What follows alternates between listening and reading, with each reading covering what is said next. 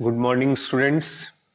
Continue करें उसे ही lac operon gene regulation अभी आप देख रहे थे, रेगुलेशन ऑफ जीन एक्सप्रेशन। उसमें आपने कहा ओपेरॉन कॉन्सेप्ट, इंड्यूसिबल, इंड्यूसिबल का एग्जांपल लैकोपेरॉन, और लैकोपेरॉन में आपने कहा regulator, promoter, operator and 3 structural genes. अब आपने देखना है लैकोपेरॉन को डिटेल में। यहां पर जैकब एंड मोनार्ड ने ई कोलाई में अपने एक्सपेरिमेंट को कंप्लीट किया। इन्होंने लेबोरेटरी में कल्चर मीडियम में ई कोलाई को ग्रो कराना स्टार्ट किया। कल्चर मीडियम में एक कल्चर मीडियम जिसमें इन्होंने लैक्टोज ऐड किया, एक कल्चर मीडियम जिसमें लैक्टोज ऐड नहीं था, मींस कि वहां ओनली ग्लूकोज प्रेजेंट थे। तो एक टेस्ट ट्यूब में लैक्टोज प्रेजेंट है कल्चर मीडियम में, और एक कल्चर मीडियम में आपका लैक्टोज एब्सेंट है। तो लैक्टोज के प्रेजेंस और एब्सेंस में इन्होंने ई कोलाई सेल्स को ग्रो कराया, और ग्रो कराकर इन्होंने स्टडी किया कि कौन सी ट्यूब में या कल्चर मीडियम में जीन ऑन और कौन से कल्चर मीडियम में जीन ऑफ मोड में आपको मिलना है। तो वही आपको यहां पे डिस्कशन करना है। तो दोनों कंडीशन आप लेंगे यहां पर, in absence of lactose and in presence of lactose, यानी कि लैक्टोज के प्रेजेंस एंड एब्सेंस दोनों ही कंडीशन को आपने स्टडी करना है कि लैक्टोज के प्रेजेंस में जीन ऑन है या ऑफ है तो कैसे, नहीं तो कैसे। इसी तरह से लैक्टोज के एब्सेंस में जीन ऑन है या ऑफ, किस तरह से आपको डिस्कस करना है। फर्स्ट केस हम ले रहे हैं इन एब्सेंस ऑफ लैक्टोज, जब लैक्टोज कल्चर मीडियम में एब्सेंट है, कोई लैक्टोज प्रेजेंट नहीं है। तो लैक्टोज के एब्सेंस में आप देखते हैं यहां पर जीन ऑफ मोड में, लैक्टोज के एब्सेंस में जीन ऑफ है। अब क्यों, कैसे ऑफ है, वो आपको यहां पे डिस्कस करना है। ओके, सो देखिए lac operon, regulator, promoter, operator, structural gene ZYA। First regulator gene, regulator via transcription क्या फॉर्म करेगा, RNA, एंड आफ्टर ट्रांसलेशन आपको मिलना है active protein. Transcription RNA, translation protein मिला, जिसे हमने नाम दिया एक्टिव प्रोटीन। अब ये प्रोटीन एक्टिव है, so easily bind with operator site. आपका एक्टिव प्रोटीन ऑपरेटर साइट पे जाके बाइंड हुआ। अब स्ट्रक्चरल जीन्स आर ZYA, इन्हें हमें ट्रांसक्राइब करना है। And you all know that for the transcription of gene which enzyme is responsible और रिक्वायर्ड, RNA पॉलीमरेज। तो अब अगर आपने जीन को ट्रांसक्राइब करना है तो RNA पॉलीमरेज की रिक्वायरमेंट है, और पॉलीमरेज की बाइंडिंग साइट कौन, प्रमोटर। कहा गया था कि प्रमोटर साइट पे पॉलीमरेज बाइंड होगा, then transcription will be start. So यहां ऑपरेटर पे बाइंड हो चुका है कौन, एक्टिव प्रोटीन। सो पॉलीमरेज आया, but polymerase is unable to bind with promoter site, and without binding of RNA polymerase, transcription is not possible. So no transcription, no translation, and no enzyme, means ki gene become off when lactose is absent in the medium.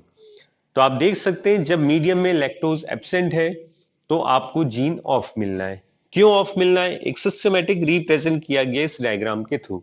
काफी simple, पूरे को देखें। Regulator RNA protein, protein bind with operator, so RNA polymerase is unable to bind with promoter, and without polymerase no transcription, no translation, no enzyme, means ki gene off. Clear? First case. In second condition, when lactose is present in the medium, gene आपको कैसा मिलना है, on. यहां gene on, but कैसे, अब वो भी यहां पर हम स्टडी करें।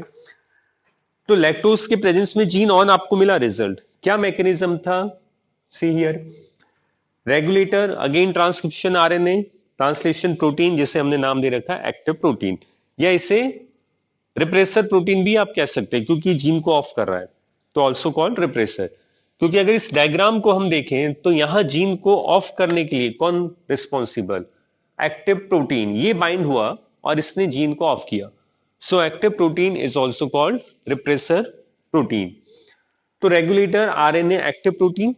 अब because in this medium lactose is present, so lactose is bind with active protein.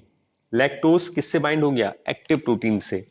जैसे ही लैक्टोज एक्टिव प्रोटीन से बाइंड हुआ, क्या इसकी बाइंडिंग साइट में कोई चेंज आए, यस, शेप चेंज, मींस कि अब ये एक्टिव नहीं है, अब ये कैसा हो चुका है, इनएक्टिव। इनएक्टिव प्रोटीन और inactive repressor, so protein is inactive, so unable to bind with operator. Clear? Regulator RNA protein, protein से कौन अटैच हुआ? लैक्टोज। जैसे ही लैक्टोज अटैच होगा एक्टिव प्रोटीन इनएक्टिव में कन्वर्ट। इनएक्टिव प्रोटीन ऑपरेटर से bind नहीं कर सकता। अब ये जब ऑपरेटर पे बाइंड नहीं हुआ तो प्रमोटर पे इजीली कौन बाइंड कर गया? RNA polymerase enzyme. और पॉलीमरेज बाइंड होगा तो अपना फंक्शन स्टार्ट, ट्रांसक्रिप्शन। सो ZYA को ट्रांसक्राइब किया आपने, आपको मिले आरएनए। नेक्स्ट ट्रांसलेशन जिससे आपको मिलेंगे enzymes, 3 type of enzyme, beta galactosidase, permease and transacetylase. तो प्रोटीन मींस की एंजाइम्स यहां पर फॉर्म हुए।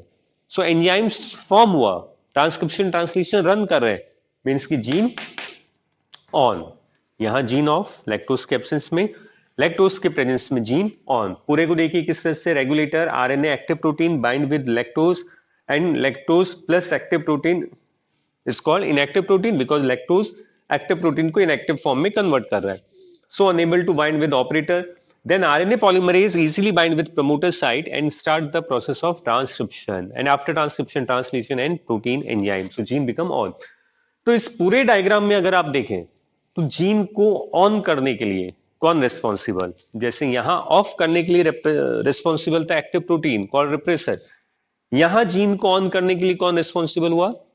लैक्टोज। सो लैक्टोज को हम क्या कह सकते हैं? इंड्यूसर।